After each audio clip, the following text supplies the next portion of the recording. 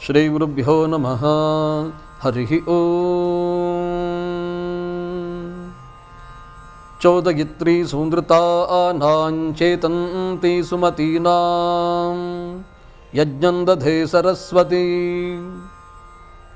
ಯೋಂತಃ ಪ್ರವಿಶ್ಯಮವವಾಚಮಿಮಾಂ ಪ್ರಸುಪ್ತಾಂ ಸಂಜೀವಯತ್ಯಖಿಲಶಕ್ತಿಧರಸ್ವಧಾಮ್ನಾ ಅನ್ಯಾಂಶ್ಚ ಹಸ್ತಚರಣಶ್ರವಣತ್ವಗಾದೀನ್ ಪ್ರಾಣಾನ್ ನಮೋ ಭಗವತೆ ಪುರುಷಾಯ ತುಭ್ಯಂ. ಸರ್ವೇಭ್ಯೋ ನಮೋ ನಮಃ. ಋಗ್ವೇದ ತೊಡಗಿದ್ದೇವೆ, ಕೆಲವೊಂದಿಷ್ಟು ವಿಚಾರಗಳನ್ನು ಚಿಂತನೆ ಮಾಡಿದ್ದೇವೆ. ಮುಂದುವರಿಸೋಣ. ವ್ಯಷೇಮ ದೇವಹಿ ತಂಗ್ಯದಾಯುಹು. ಈ ಆಯುಷ್ಯ ಏನಿದೆ, ಈ ಆಯುಷ್ಯವನ್ನು ದೇವಹಿತಕ್ಕಾಗಿ ವ್ಯಯಿಸಬೇಕು. ಈ ಸತ್ಸಂಸ್ಕೃತಿಯನ್ನು ಋಗ್ವೇದ ನಮಗೆ ಕಲಿಸಿಕೊಡ್ತಾ ಇದೆ. ಮೊದಲಾಗಿ ಆನೋಭದ್ರಾ ಸೂಕ್ತದ ಮೂಲಕವಾಗಿ ಮೊದಲ ವೇದವಾದಂತಹ ಈ ವೇದದಲ್ಲಿ ಏನೆಲ್ಲ ಇವೆ ಅನ್ನೋದನ್ನು ಒಂದು ಸಾರಿ ನೋಡ್ಕೊಂಡು ಬರೋಣ. ಇತಿಹಾಸ ಪುಟಗಳ ಕುರಿತಾಗಿ ಚಿಂತನೆ ಮಾಡುವಾಗ ನಾವು ಒಂದು ಉದಾಹರಣೆ ರೂಪವಾಗಿ ಒಂದು ಕಥೆಯಲ್ಲಿ ಕೂಡ ತೊಡಗಿದ್ದೇವೆ, ಅದನ್ನು ಮರೆಯೋದು ಬೇಡ. ಆ ಕಥೆಯ ಪರಿಸಮಾಪ್ತಿಯನ್ನು ಮನಸ್ಸಿನಲ್ಲಿಯೇ ಇರಿಸಿಕೊಂಡು ಋಗ್ವೇದದ ಸಮಗ್ರತೆಯ ಕುರಿತಾಗಿ ಒಂದು ಸ್ವಲ್ಪ ಚಿಂತನೆ ಮಾಡಿಕೊಳ್ಳೋಣ. ಅಗ್ನಿಮೀಳೆ ಪುರೋಹಿತಂ. ಹೀಗೆ ಋಗ್ವೇದದ ಆರಂಭ ಆಗತ್ತೆ. ಋಗ್ವೇದದಲ್ಲಿ 10,500ಕ್ಕೂ ಹೆಚ್ಚು ಮಂತ್ರಗಳು, ಋಕ್ಕುಗಳು ಸಿಗತ್ತೆ. ಆದರೆ ಋಗ್ವೇದದಲ್ಲಿರುವಂತಹ ಅನೇಕ ಶಾಖೆಗಳು ನಮಗೆ ಇವತ್ತು ಲಭ್ಯವಾಗಿಲ್ಲ. ನಾವು ಹಲವನ್ನು ಕಳ್ಕೊಂಡಿದ್ದೇವೆ. ಇದ್ದವುಗಳ ಮಾತ್ರ ಯಾವುದು ಇದೆಯೋ ಅದರ ಕುರಿತಾಗಿ ಮಾತ್ರ ನಾವೀಗ ದೃಷ್ಟಿ ಹರಿಸಲಿಕ್ಕೆ ಸಾಧ್ಯ ಇದೆ. ಹಾಗಾಗಿ ಋಗ್ವೇದಗಳ ವಿಭಾಗಗಳನ್ನೆಲ್ಲ ನೋಡೋದಿದ್ರೆ ಋಗ್ವೇದವನ್ನು 10 ಮಂಡಲಗಳಾಗಿ, ಋಗ್ವೇದ ಸಂಹಿತೆಯನ್ನು 10 ಮಂಡಲವಾಗಿ ವಿಭಾಗಿಸ್ತಾರೆ, ಅಥವಾ 8 ಅಷ್ಟಕವಾಗಿ ವಿಭಾಗಿಸ್ತಾರೆ.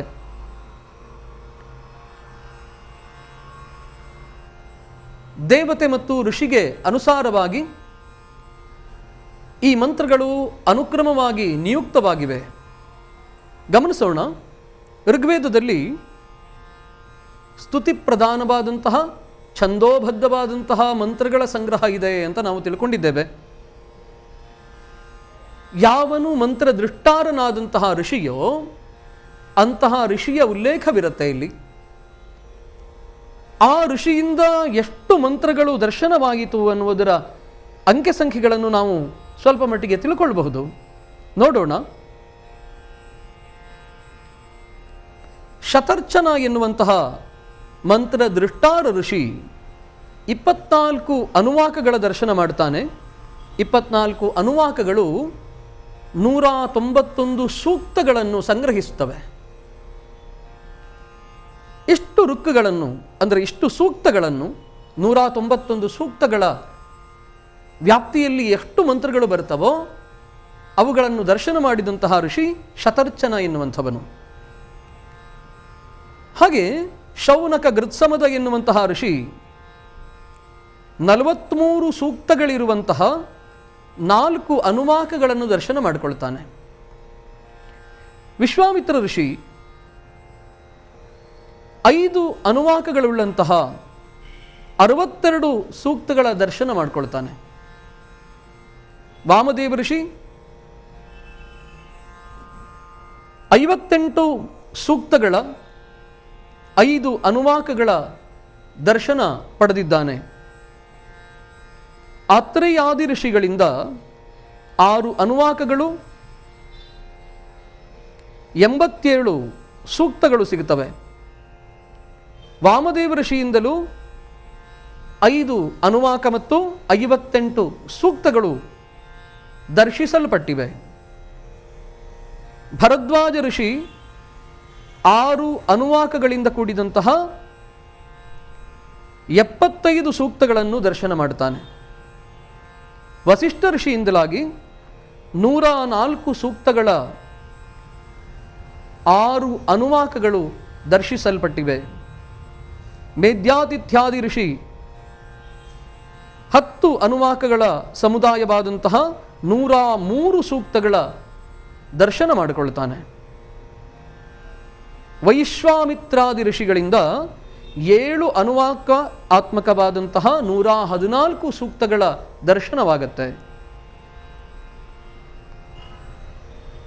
ಆಪ್ತ್ಯತ್ರಿತಾದಿ ಋಷಿಗಳಿಂದ 12 ಅನುವಾಕಾತ್ಮಕವಾದಂತಹ 191 ಸೂಕ್ತಗಳ ದರ್ಶನವಾಗತ್ತೆ. ಹೀಗೆ ಈ ಎಲ್ಲ ಋಷಿಗಳು ಅನೇಕ ಮಂತ್ರಗಳನ್ನು, ಅಂದರೆ ಈ ಎಲ್ಲ ಋಷಿಗಳ ದರ್ಶನದಲ್ಲಿ 10,552 ಮಂತ್ರಗಳು ದರ್ಶನಕ್ಕೆ ಸಿಕ್ಕಿವೆ.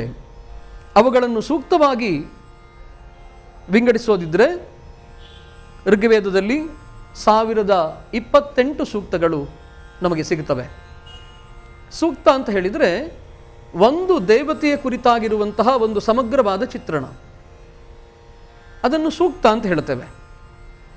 ಹೀಗೆ ಋಗ್ವೇದದಲ್ಲಿ ನಾವು ಮೊದಲೇ ಹೇಳಿದ ಹಾಗೆ 8 ಅಷ್ಟಕಗಳು ಅಥವಾ 10 ಮಂಡಳಗಳಾಗಿ ಋಗ್ವೇದದ ವಿಭಾಗ, ಸಂಹಿತೆಯ ವಿಭಾಗ, ಋಗ್ವೇದ ಸಂಹಿತೆಯ ವಿಭಾಗ ಆಗುತ್ತೆ. ಪ್ರತಿ ಅಷ್ಟಕದಲ್ಲಿ 8 ಅಧ್ಯಾಯಗಳು ನಿಬದ್ಧವಾಗಿರುವುದರಿಂದ 8 ಅಷ್ಟಕಗಳು, ಪ್ರತಿ ಅಷ್ಟಕದಲ್ಲಿ 8 ಅಧ್ಯಾಯಗಳಂತೆ ನಾವು ಗುಣಿಸಿಕೊಂಡರೆ 64 ಅಧ್ಯಾಯಗಳು ಋಗ್ವೇದದಲ್ಲಿ ಸಿಗುತ್ತವೆ. 1028 ಸೂಕ್ತಗಳು ಋಗ್ವೇದದಲ್ಲಿ ನಿಬದ್ಧವಾಗಿವೆ. 10,552 ಮಂತ್ರಗಳನ್ನು ನಾವು ಈ ಋಗ್ವೇದದ ಸಂಗ್ರಹದಲ್ಲಿ ಕಾಣಬಹುದು. ಹಾಗೆ ಛಂದೋಬದ್ಧವಾದಂತಹ ನಿಬಂಧನೆಯುಳ್ಳಂತಹ ಇವುಗಳನ್ನು ಸಂಹಿತೆಯಾಗಿ ವಿಭಾಗ ಮಾಡಿದರೆ ಇನ್ನುಳಿದವುಗಳು ಬ್ರಾಹ್ಮಣ ವಾಕ್ಯಗಳಾಗಿ ನಮಗೆ ಗೋಚರವಾಗುತ್ತವೆ. ಹೀಗೆ ಋಗ್ವೇದದ ಚಿತ್ರಣ. ಇಲ್ಲಿ ಅನೇಕ ವಿಧವಾದಂತಹ ದಿವ್ಯೋಪಾಸನೆಗಳನ್ನು ನಾವು ನೋಡಬಹುದು. ಬೇರೆ ಬೇರೆ ಸೂಕ್ತಗಳ ಜಪದಿಂದಲೋ ಅನುಷ್ಠಾನದಿಂದಲೋ ಅನೇಕ ವಿಧವಾದಂತಹ ಸಿದ್ಧಿಗಳನ್ನು ಪಡೆಯಲಿಕ್ಕೆ ಸಾಧ್ಯ ಇದೆ ಅನ್ನುವುದಕ್ಕೆ ಅದನ್ನು ವಿಶ್ಲೇಷಣೆ ಮಾಡುವಂತಹ ಋಗ್ವಿಧಾನ ಎನ್ನುವಂತಹ ಗ್ರಂಥವೂ ಇದೆ. ಗುರುವಿನ ಅನುಗ್ರಹದಿಂದ ವಿಹಿತವಾದಂತಹ ಮಾರ್ಗವನ್ನು ಅನುಸಂಧಾನ ಮಾಡಿಕೊಂಡು ಈ ಮಂತ್ರಗಳ ಅನುಷ್ಠಾನವನ್ನು ನಿರಂತರವಾಗಿ ಮಾಡೋದರಿಂದ ಆ ಮಂತ್ರಕ್ಕೆ ಯಾವೆಲ್ಲ ಸಿದ್ಧಿಗಳು ಹೇಳಲ್ಪಟ್ಟಿವೆಯೋ ಅದನ್ನು ನಾವು ಪಡೆಯಲಿಕ್ಕೆ ಸಾಧ್ಯ ಇದೆ. ಇಲ್ಲಿ ಹಲವು ಪ್ರಶ್ನೆಗಳು ಬರ್ತವೆ. ಕೆಲವು ದಿನಗಳ ಹಿಂದೆ ಯಾರೋ ಒಬ್ಬರು ಅತ್ಯಂತ ಗಂಭೀರವಾಗಿ ಕೇಳ್ತಾ ಇದ್ದರು. ಬಾನುಲಿಯಲ್ಲಿ ಪ್ರಸಾರವಾಗ್ತಾ ಇರುವಂತಹ ಸಂದೇಶ ನಾನು ಕೇಳಿಸ್ಕೊಂಡಿದ್ದೇನೆ. ಯಾರು ವ್ಯಕ್ತಿ ಅಂತ ನನಗೆ ಪರಿಚಯ ಇಲ್ಲ, ಯಾಕಂದರೆ ರೇಡಿಯೋ ತರಂಗಗಳಲ್ಲಿ FM ರೇಡಿಯೋ ಅಂತ ಏನು ಹೇಳ್ತೀವಿ ಅಲ್ಲಿ ಬರ್ತಾ ಇರುವಂತಹ ಒಂದು ಸಂದೇಶ, ಜ್ಯೋತಿಷಿಗಳು ಅಥವಾ ಬ್ರಾಹ್ಮಣರು ನಮ್ಮ ಕುಂಡಲಿಯನ್ನು ನೋಡಿ ನಮಗೆ ಇಷ್ಟು ದೋಷ ಇದೆ, ಈ ದೋಷ ಇದೆ, ಆ ದೋಷ ಇದೆ, ಇದನ್ನು ಹೀಗೆ ಮಾಡಿದ್ರೆ ಪರಿಹಾರ ಆಗುತ್ತೆ, ಹಾಗೆ ಮಾಡಿದ್ರೆ ಪರಿಹಾರ ಆಗುತ್ತೆ ಅಂತೆಲ್ಲ ಹೇಳ್ತಾರಲ್ಲ, ಇವರಿಗೆ ಒಂದು ಚಾಲೆಂಜ್ ಹಾಕ್ತೀನಿ ಅಂತ ಆ ವ್ಯಕ್ತಿ ಹೇಳ್ತಾ ಇದ್ರು. ಏನು ಚಾಲೆಂಜು ಅಂತ ಸ್ವಲ್ಪ ಕಿವಿಗೊಟ್ಟು ಕೇಳಬೇಕಾಯಿತು. ಏನಿಲ್ಲ, ಪ್ರಸ್ತುತ ವ್ಯಾಪಕವಾಗಿರುವಂತಹ ಈ ಕೊರೋನಾ ವೈರಸ್ಸನ್ನು ಓಡಿಸಿಬಿಡ್ಲಿ ನೋಡೋಣ ಅಂತ ಹೇಳ್ತಾ ಇದ್ರು. ನನಗೆ ಯಥಾರ್ಥದಲ್ಲಿ ಹೌದು, ಸತ್ಯವಲ್ಲ ಅಂತ ಅನಿಸುತ್ತೆ. ನಿಜವಾಗಿಯೂ ಇದು ಸತ್ಯವಾದ ಮಾತು. ಬ್ರಾಹ್ಮಣರು ಮಂತ್ರವನ್ನು ಹೇಳಿ ಇಷ್ಟೆಲ್ಲ ಸಾಧನೆ ಮಾಡುವ ಸಮರ್ಥತೆಯನ್ನು ಹೊಂದಿದ್ದವರೇ ಆದರೆ ಕೊರೋನಾ ವೈರಸ್ ಓಡಿಸುವುದಕ್ಕೆ ಯಾಕೆ ಅಸಮರ್ಥರಾಗುತ್ತಾರೆ? ನನ್ನ ಮನಸ್ಸಿನಲ್ಲಿಯೂ ಇದೇ ಪ್ರಶ್ನೆ ಆವರಿಸಿಕೊಂಡಿತು. ಸುಮಾರು ಕಾಲಗಳವರೆಗೆ ಆ ಪ್ರಶ್ನೆಯಾಗಿಯೇ ಉಳಿಯಿತು. ಮತ್ತೆ ಮತ್ತೆ ಕೇಳ್ಕೊಳ್ಳಿಕ್ಕೆ ಪ್ರಾರಂಭ ಮಾಡಿದ್ದೆ ನಾನು ಕೂಡ. ಯಾಕೆ ನಾವು ಅಸಮರ್ಥರಾಗ್ತಾ ಇದ್ದೇವೆ? ಮೌಢ್ಯ ಅಂತ ಒಂದು ಮಾತನ್ನು ಹೇಳ್ತೇವಲ್ಲ, ಆ ಮೌಢ್ಯ ಬ್ರಾಹ್ಮಣರಿಂದಾಗಿಯೇ ಉಂಟಾಯಿತು ಅಂತ ಹೇಳೋದಕ್ಕೆ ಬೇಕಷ್ಟು ಶಕ್ತಿಗಳು ಜಾಗೃತವಾಗಿವೆ ಪ್ರಪಂಚದಲ್ಲಿ. ಇರುವ ಎಲ್ಲ ಮೌಢ್ಯಗಳಿಗೂ ಬ್ರಾಹ್ಮಣರೇ ಕಾರಣ ಅಂತ ಹೇಳೋದಕ್ಕೆ ಬೇಕಷ್ಟು ಯಥೇಚ್ಛ ಸಂಖ್ಯೆಯಲ್ಲಿ ಶಕ್ತಿಗಳು ಸಿಗ್ತವೆ ನಮಗೆ. ಒಂದು ಪ್ರಶ್ನೆಯನ್ನು ಕೇಳ್ತೀನಿ. ಕೊರೋನಾ ವೈರಸ್ ಪ್ರಸರಣಗೊಂಡಂತಹ ಈ ಸಂದರ್ಭದಲ್ಲಿ ಆಧುನಿಕ ಕಾಲದ ಶಿಕ್ಷಣದಿಂದ ಶೋಭಿತರಾದಂತಹ ಎಜುಕೇಟೆಡ್ ಪರ್ಸನ್ಸ್ ಏನಿದ್ದಾರೆ, ಇವರು ಕೂಡ ಯಾವ ವ್ಯಕ್ತಿಗೆ ಕೊರೋನಾ ಸೋಂಕು ಬಂದು ಬಿಡುತ್ತೋ ಅವನನ್ನು ಮಹಾಪರಾಧಿಯಂತೆ ನೋಡ್ತಾರಲ್ಲ. ಇದು ಮೌಢ್ಯ ಅಲ್ಲವೇನು? ಆಧುನಿಕ ಜೀವನದಲ್ಲಿ ಯಾವುದೋ ಒಂದು ಕಂಪನಿಯಲ್ಲಿ ನಾವು ಕೆಲಸ ಮಾಡ್ತೇವೆ. ಈ ಕಂಪನಿ ಆವರಣದ ವ್ಯವಸ್ಥೆಯನ್ನು ನೋಡಿಕೊಳ್ಳೋಣ. ನಾವು ಬಂದಾಗ ಬಾಗಿಲು ತೆಗೆಯೋದಕ್ಕೆ ಒಬ್ಬ ಭಟ ಇರ್ತಾನೆ. ಬಾಗಿಲ ಭಟ ಅಂತ ನಾವು ಕರಿತಿದ್ವು, ಈಗ ಸೆಕ್ಯೂರಿಟಿ ಅಂತ ನಾವು ಹೇಳ್ತೇವೆ. ತೊಂದರೆ ಇಲ್ಲ, ಹೇಗಾದರೂ ಅರ್ಥ ಆದ್ರೆ ಆಯಿತು. ಈ ಸೆಕ್ಯೂರಿಟಿ ಆಗಿರುವ ವ್ಯಕ್ತಿಯ ಮನೆಗೆ ಸಾಫ್ಟ್ವೇರ್ ಕಂಪನಿಯ ಓನರ್ ಏನಿದ್ದಾನೆ ಅವನು ಎಲ್ಲ ವಿಧವಾದಂತಹ ವ್ಯವಸ್ಥೆಗೆ, ಅಥವಾ ಪ್ರಾಯ ಅಂದ್ಕೊಳ್ಳೋಣ ಈ ಸೆಕ್ಯೂರಿಟಿ ಗಾರ್ಡ್ನ ಮಗನ ಅಥವಾ ಮಗಳ ಮದುವೆ, ಆ ಮದುವೆಗೆ ಸಮಾನ ಮನಸ್ಕನಾಗಿ ಯಾವನು ಕಂಪನಿಯ ಸ್ಥಾಪಕನಿದ್ದಾನೋ ಅವನು ಬಂದು ಎಲ್ಲರ ಜೊತೆಗೆ ತನ್ನಂತೆ ತಾನು ಕಾಣಿಸಿಕೊಂಡು ಎಲ್ಲರ ಜೊತೆಗೆ ತೊಡಗಿಸಲಿಕ್ಕೆ ಸಾಧ್ಯವೇನು? ಸಾಧ್ಯವಿಲ್ಲ ಅಂತಾದರೆ ಯಾಕೆ? ನನಗೆ ಗೊತ್ತಿಲ್ಲ, ತಾವೆಲ್ಲ ಯೋಚನೆ ಮಾಡ್ಕೋಬೇಕು. ಯಾರು ಬ್ರಾಹ್ಮಣರನ್ನು ವರ್ಗೀಕರಣ ಮಾಡಿ ದೋಷಣೆ ಮಾಡ್ತೀರೋ ಅವರೆಲ್ಲರೂ ಈ ಪ್ರಶ್ನೆ ಹಾಕ್ಕೊಳ್ಬೇಕು. ನಾನು ಹಾಕ್ಕೊಳ್ಳಿಕ್ಕೆ ಸಿದ್ಧನಿದ್ದೇನೆ. ಇದರ ಅರ್ಥ ಇಷ್ಟೇ, ಮೌಢ್ಯ ಎನ್ನುವುದು ಒಂದು ಕಾಲಕ್ಕೆ ಸೀಮಿತವಾದದ್ದಲ್ಲ. ಎಲ್ಲ ಕಾಲದಲ್ಲಿಯೂ ಮೌಢ್ಯಗಳು ಇದ್ದೇ ಇವೆ. ಮೌಢ್ಯಗಳಿಂದ ಹೊರತಾದಂತಹ ಕಾಲ ಇಲ್ಲ ಅನ್ನೋದನ್ನು ಸ್ಪಷ್ಟವಾಗಿ ಹೇಳಲಿಕ್ಕೆ ಬಯಸ್ತೇನೆ. ಪ್ರಸ್ತುತ ಪರಿಸ್ಥಿತಿಯಲ್ಲಿ ವಿಶ್ವಕ್ಕೆ ದೊಡ್ಡಣ್ಣ ಅಂತ ಕರೆಸಿಕೊಳ್ಳುವಂತಹ ಅಮೆರಿಕಾದ ಅಧ್ಯಕ್ಷರು ಬಂದಾಗ ಉಳಿದ ಎಲ್ಲ ರಾಷ್ಟ್ರದ ಪ್ರಧಾನಿಯೇ ಆದರೂ ಕೂಡ ಅವರ ಬೆನ್ನು ತಟ್ಟಿ ಆಶೀರ್ವಾದ ಮಾಡಿದ ಹಾಗೆ ವಿವರಿಸ್ತಾರೆ. ಯಾಕೆ ಈ ಹಿರಿದಾದ ಹಿರಿಮೆ? ಯಾಕೆ? ಸರ್ವೇ ಸಮಾನಾಹ, ಸಮಾನತೆಯ ಘೋಷಣೆ ಮಾಡ್ತೇವೆ, ನಾವು ಒದ್ದಾಡ್ತೇವೆ ಸಮಾನತೆ ಸಮಾನತೆ ಅಂತ. ಹಾಗಿದ್ರೆ ಈ ದೊಡ್ಡಣ್ಣ ಎನ್ನುವಂತಹ ಸ್ಥಾನದಲ್ಲಿ ಆಲಂಕಾರಿಕ ವ್ಯಕ್ತಿಯಾಗಿರುವಂತಹ ಒಬ್ಬ ವ್ಯಕ್ತಿ ಮತ್ತೊಬ್ಬರ ಮೈ ದಡವಿ ಅವನನ್ನು ಪೋಷಣೆ ಮಾಡ್ತಾನೇನು? ಈಗ ಹೋಗಿದೆ ಅಂದ್ಕೊಳ್ಳೋಣ, ಮೈ ದಡುವುದು ಕೈ ದೊಡೆಯುವುದು ಎಲ್ಲ ಹೋಯ್ತು, ಹೀಗೆ ಕೈ ಜೋಡಿಸೋದೇ ಪ್ರಮಾಣವಾಗಿ ಉಳಿದಿದೆ. ಈಗ ನಾವು ಕೊರೋನಾ ವೈರಸ್ಸಿಗೆ ಎಷ್ಟು ಧನ್ಯವಾದ ಹೇಳಿದರೂ ಕಡಿಮೆಯೇ. ಯಾಕಂದ್ರೆ ಸಂಸ್ಕೃತಿಯ ಸಂಸ್ಕರಣ ಆಗ್ತಾ ಇದೆ. ದಾರಿ ತಪ್ಪಿಸ್ತಾ ಇದ್ದೀರಿ ಅಂತ ಅಂದ್ಕೊಳ್ಳಬೇಡಿ, ನಾವು ದಾರಿ ಬಿಡೋದಿಲ್ಲ. ಕೊರೋನಾ ವೈರಸ್ಸಿಗೆ ಪರಿಹಾರ ಹುಡುಕೋದಕ್ಕೆ ಬ್ರಾಹ್ಮಣರು ಅಸಮರ್ಥರೇನು ಅಂತ ಒಂದು ಪ್ರಶ್ನೆ ಇದೆಯಲ್ಲ, ಅದಕ್ಕೆ ಖಂಡಿತ ಬರೋಣ. ಒಂದು ಕುತೂಹಲ ಇದೆ. ಬ್ರಾಹ್ಮಣ್ಯ ಅಥವಾ ಬ್ರಾಹ್ಮಣರೆನ್ನುವರು ಒಂದಿಷ್ಟು ಮೂಢಜೀವಿಗಳು, ಮೂಢನಂಬಿಕೆಯ ಮೂಲಸ್ಥಾನವೇ ಬ್ರಾಹ್ಮಣರು ಅಂತ ಒಪ್ಪಿಕೊಂಡು ಬಿಡ್ತೇನೆ, ನಾನು ಶರಣಾಗುತ್ತೇನೆ. ಈ ಮೂಢನಂಬಿಕೆಯನ್ನು ಹೊಡೆದೋಡಿಸಿದಂತಹ ವಿಜ್ಞಾನಿಗಳು ಏನು ಮಾಡ್ತಾ ಇದ್ದಾರೆ ಸ್ವಾಮಿ? ಯಾಕೆ ಇಷ್ಟು ದೀರ್ಘಕಾಲ 6 ತಿಂಗಳು 7 ತಿಂಗಳು 19ರ ಕೊನೆಯ ಭಾಗದಲ್ಲಿಯೇ ಬಂದಿದೆ ಒಂದು ದೇಶದಲ್ಲಿ ಅಂತ ನಾವು ಎಲ್ಲ ಕಡೆ ಕೇಳ್ತಾ ಇದ್ದೇವೆ. ಇಷ್ಟಾದರೂ ಕೂಡ ವಿಜ್ಞಾನಕ್ಕೆ ಯಾಕೆ ಸಿಲುಕುತ್ತಾ ಇಲ್ಲ? ಸುಪ್ತವಾಗಿ ಒಂದು ಪ್ರಶ್ನೆ ಕೂಡ ಹೇಳುತ್ತೆ. ವಿಜ್ಞಾನ ಎನ್ನುವ ಹೆಸರಿನಲ್ಲಿ ನಮ್ಮನ್ನು ವಂಚನೆ ಮಾಡ್ತಾ ಇದ್ದಾರೋ ಎನ್ನುವಂತಹ ಪ್ರಶ್ನೆಯೂ ಕೂಡ ನಮ್ಮ ಆಂತರ್ಯದಲ್ಲಿ ಹೇಳುತ್ತೆ. ಬಹಿರಂಗವಾಗಿ ಕೇಳೋದಕ್ಕೆ ಎಷ್ಟೋ ಜನಕ್ಕೆ ಧೈರ್ಯ ಇಲ್ಲ ಅಷ್ಟೇ. ಕೊರೋನಾ ವೈರಸ್ಸು ನಿಜವಾಗಿಯೂ ಕಾಟ ಕೊಡ್ತಾ ಇದೆಯೋ ಅಥವಾ ಅದರ ಹೆಸರಿನಲ್ಲಿ ಬೇರೆಯವರು ಕಾಟ ಕೊಡ್ತಾ ಇದ್ದಾರೋ ಅರ್ಥ ಮಾಡ್ಕೋಬೇಕಾಗಿದೆ. ಪುನಃ ನಮ್ಮ ಭಾರತೀಯ ನೆಲದ ಸಂಸ್ಕಾರಕ್ಕೆ ಕಾಲಿಡೋಣ. ಕೊರೋನಾ ವೈರಸ್ಸಿನ ಮುಕ್ತಿಗಾಗಿ, ಅದರ ಕಾಟದಿಂದ ನಾವು ವಿಮುಕ್ತರಾಗೋದಕ್ಕೆ, ರಕ್ಷಣೆ ಮಾಡಿಕೊಳ್ಳೋದಕ್ಕೆ ನಮ್ಮಲ್ಲಿ ಸಾಧನಗಳಿಲ್ವೇನು? ಯಾರೋ ಒಬ್ಬರು ಹೇಳಿದ್ರಲ್ಲ, ಚಾಲೆಂಜ್ ಮಾಡ್ತೀನಿ ಅವರಿಗೆ, ಓಡಿಸಿ ನೋಡೋಣ ಅಂತ. ಪ್ರಾಮಾಣಿಕವಾಗಿ ಹೇಳ್ತೇನೆ,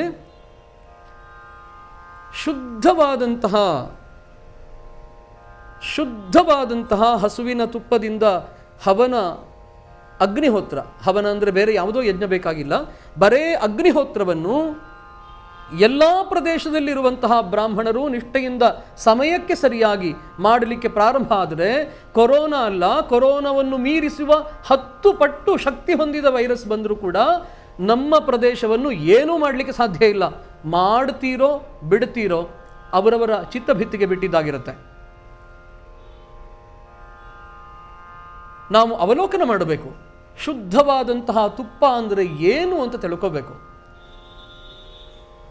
ಕೆಲವು ವರ್ಷಗಳ ಹಿಂದೆ ಪಾಶ್ಚಾತ್ಯರು ನಮ್ಮ ಭಾರತೀಯ ತಳಿಗಳೇನಿದ್ದವು ಆ ಹಸುಗಳನ್ನೆಲ್ಲ ಬ್ರೀಡ್ ಬಿ ಅಂತ ಕರೀತಾರೆ.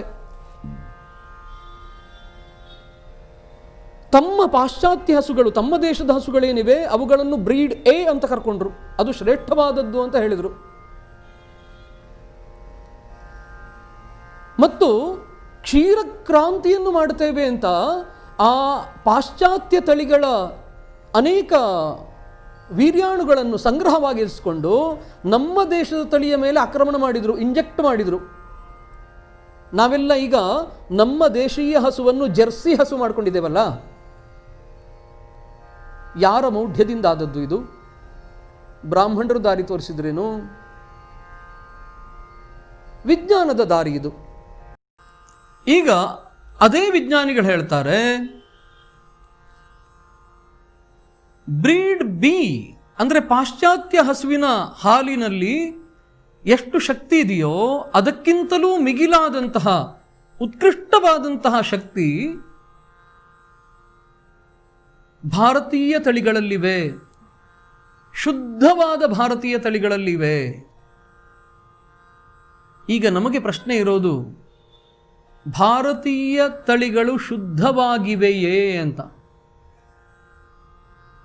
ಯಾಕಂದರೆ ಈ ದುಡ್ಡಿನ ಹಣದ ಆಮಿಷಕ್ಕೆ, ಲೋಭಕ್ಕೆ ಬಿದ್ದಂತ ನಾವೆಲ್ಲ ಏನು ಮಾಡಿಬಿಟ್ಟಿದ್ದೇವೆ, 10%, 20%, 30% ಜೆರ್ಸಿ ಅಂತೆಲ್ಲ ಇಂಜೆಕ್ಟ್ ಮಾಡಿ ಮಾಡಿ ಮಾಡಿ ಮಾಡಿ ನಮ್ಮ ಹಾಲು ಕೊಡುವ ಸಾಧನ, ಯಂತ್ರ ಅಂತ ಹಸುವನ್ನು ಬೆಳೆಸಲಿಕ್ಕೆ ಪ್ರಾರಂಭ ಮಾಡಿದ್ವಲ್ಲ.